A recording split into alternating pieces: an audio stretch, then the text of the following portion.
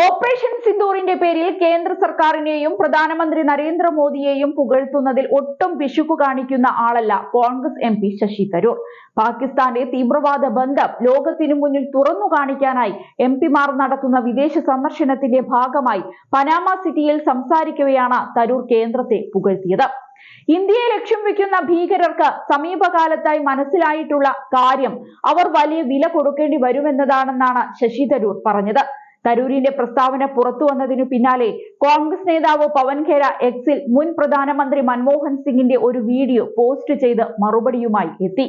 UPA സർക്കാരിന് കീഴിൽ നിരവധി സർജിക്കൽ സ്ട്രൈക്കുകൾ നടത്തിയിട്ടുണ്ട് എന്ന് മൻമോഹൻ പറയുന്ന വീഡിയോ ആണ് പോസ്റ്റ് ചെയ്തിരിക്കുന്നത്.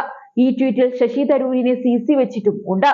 ഏകദേശം 4 ദശാബ്ദത്തോളമായി നമ്മൾ ആക്രമണത്തിനു പിന്നാലെ ആക്രമണങ്ങൾ നേരിടുന്നു.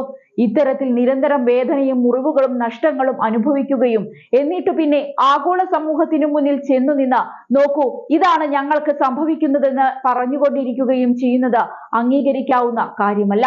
ദയവ് ചെയ്ത് ഞങ്ങൾക്ക് സഹായം നൽകൂ. കുറ്റവാളികളെ കണ്ടെത്താനും അവർക്ക് തക്കതായ ശിക്ഷ ഉറപ്പാക്കാനുമുള്ള സമ്മർദ്ദം ചെലുത്തൂ എന്നും തരൂർ പനാമ സിറ്റിയിൽ വെച്ച് പറഞ്ഞു. 2008 മുംബൈ ഭീകരാക്രമണത്തെക്കുറിച്ചും തരൂർ സൂചിപ്പിക്കുകയുണ്ടായി. അന്ന് ഞങ്ങളുടെ പക്കൽ എല്ലാ തെളിവുകളും ഉണ്ടായിരുന്നു. ഭീകരരിൽ ഒരാളെ ഞങ്ങൾ ജീവനോടെ പിടികൂടി. അജ്മൽ കസബിനെ ജീവനോടെ പിടികിട്ടാൻ ഒരു ധീരനായ പോലീസ് ഉദ്യോഗസ്ഥൻ ജീവൻ നൽകി. ഭീകരനെ തിരിച്ചറിഞ്ഞു. പാകിസ്ഥാനിലെ അവന്റെ വിലാസവും വീടും ഗ്രാമവും എല്ലാം തിരിച്ചറിഞ്ഞു. മുംബൈയിലെത്തിയ ഭീകരർക്ക് ഓരോ നിമിഷവും നിർദ്ദേശം നൽകുന്ന പാകിസ്ഥാനിൽ നിന്നുള്ള ശബ്ദ സന്ദേശം ഇന്ത്യയുടെ പക്കൽ മാത്രമല്ല, പടിഞ്ഞാറൻ രാജ്യങ്ങളുടെ അന്വേഷണ ഏജൻസികളുടെ പക്കലുമുണ്ട്. എല്ലാ തെളിവുകളും രേഖകളും ശേഖരിച്ചു. എന്നിട്ട് എന്ത് സംഭവിച്ചു? ഈ ആക്രമണത്തിന് പിന്നിലുള്ള ഒരാളെയെങ്കിലും കണ്ടെത്താനോ ശിക്ഷിക്കാനോ സാധിച്ചോ? ഇല്ല എന്നാണ് ഉത്തരം. ദൗർഭാഗ്യവശാൽ തീവ്രവാദത്തെ പ്രോത്സാഹിപ്പിക്കുന്ന നയമാണ് പാകിസ്ഥാൻ ഉള്ളത് എന്നും തരൂർ കൂട്ടിച്ചേർത്തു.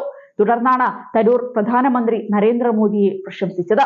സമീപകാലത്തുണ്ടായ മാറ്റം എന്താണെന്ന് വെച്ചാൽ തങ്ങൾ വലിയ വില കൊടുക്കേണ്ടി വരും എന്ന് തീവ്രവാദികൾ തിരിച്ചറിഞ്ഞിട്ടുണ്ട്. അക്കാര്യത്തിൽ യാതൊരു സംശയവുമില്ല.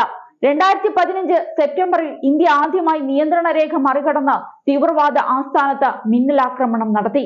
അത് നമ്മൾ മുൻപൊരിക്കലും ചെയ്തിട്ടില്ലാത്തതാണ്. കാർഗിൽ യുദ്ധ സമയത്ത് പോലും നമ്മൾ നിയന്ത്രണ രേഖ മറികടന്നിട്ടില്ല. എന്നാൽ ഉറിയിൽ നമ്മളത് ചെയ്തു എന്നാണ് തരൂർ മോദിയെ പുകഴ്ത്തി പറഞ്ഞത്.